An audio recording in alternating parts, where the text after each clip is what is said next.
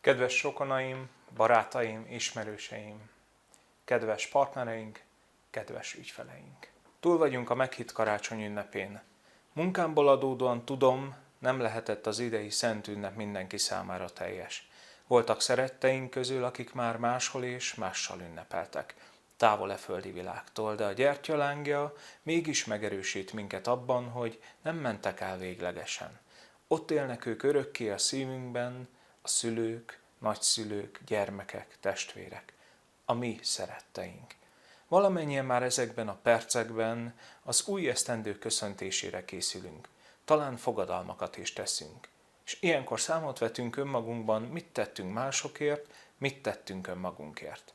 Hogyan és miként lehetünk majd az új évben többek annál, mint amik voltunk. Hittel, reménnyel, bizakodással a szívünkben kell az új időszakra tekinteni.